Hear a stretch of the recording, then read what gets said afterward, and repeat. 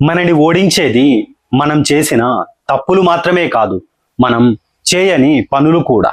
ఒక్కసారి మీరు ప్రశాంతంగా ఆలోచించండి. మీరు మీ జీవితంలో ఎక్కువగా మీరు తప్పులు చేయడం వల్ల నష్టపోయారా, లేక మీరు చేయవలసిన టైంలో చేయవలసిన పనిని చేయవలసినప్పుడు చేయకుండా వదిలేసినందుకు ఎక్కువగా నష్టపోయారా? ఆలోచించండి. చాలామంది సమాధానము రెండవదే ఉంటుంది. ఎందుకంటే మన జీవితంలో మనం చేసిన పనులకు మాత్రమే కాదు, మనం చేయవలసినప్పుడు చేయకుండా వదిలేసిన పనులకు కూడా మూల్యం చెల్లించాల్సి ఉంటుంది. మనకు చిన్నప్పటి నుండి ఒకే విషయం నేర్పారు, నువ్వు ఏ తప్పు చేయవద్దు అని. కానీ నువ్వు చేయవలసిన పనిని చేయకుండా వదిలేయడం కూడా పెద్ద తప్పే. సాధారణంగా మనం తప్పు చేసినప్పుడు మాత్రమే మన బాధ్యత గురించి ఆలోచిస్తాం. నేను ఏ తప్పు చేయలేదు, నేను ఎవరిని ఏమీ అనలేదు, నేను ఎవరిని మోసం చేయలేదు, కాబట్టి నేను మంచివాడిని అని అనుకుంటాం. దీనికోసం మనం ఇక్కడ ఒక చిన్న ఉదాహరణని చెప్పుకుందాం. నువ్వు రోడ్డుపై వెళుతున్నావు, ఒక అతనికి యాక్సిడెంట్ జరిగింది, రోడ్డుపై పడి ఉన్నాడు, రక్తం కారుతూ ఉంది. నువ్వు అతనికి డైరెక్ట్గా ఏ హాని చేయలేదు, కానీ సహాయం చేసే అవకాశం నీకు ఉంది. అయినా కూడా నువ్వు పట్టించుకోకుండా పక్కకి వెళ్ళిపోయావు. ఇప్పుడు అతని బాధకి కారణం నువ్వు కాకపోయినా నీ నిర్లక్ష్యం వల్ల ఒక ప్రాణం పోయింది. అంటే నువ్వు సమయానికి స్పందించకపోవడం వల్ల అందులో నువ్వు కూడా ఒక బాధ్యుడివే. అందుకే పెద్దలు అంటారు, కొన్నిసార్లు జీవితంలో చెడు చేసే వాళ్ళకంటే కూడా మంచి చేయగలిగే వాళ్ళు మౌనంగా ఉండడం వల్ల ఈ సమాజానికి ఎక్కువ నష్టం అని. చరిత్రలో క్రూరుడు చేసిన యుద్ధం కంటే మేధావుల మౌనమే ఎక్కువ వినాశనాన్ని కలిగించింది.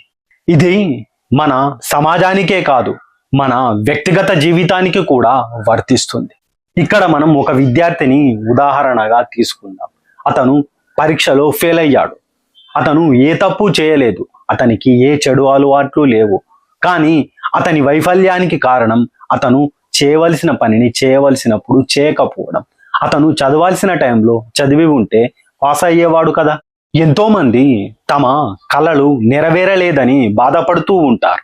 నేను ఎవరికి చెడు చేయలేదు, నేను ఏ తప్పు చేయలేదు, అయినా ఈ ఓటమి నాకే ఎందుకు? అది నిజమే కావచ్చు, కానీ మిమ్మల్ని మీరు ఒక్కసారి ఈ ప్రశ్నలు అడగండి. నువ్వు నీ కల కోసం అవసరమైన కృషిని చేశావా?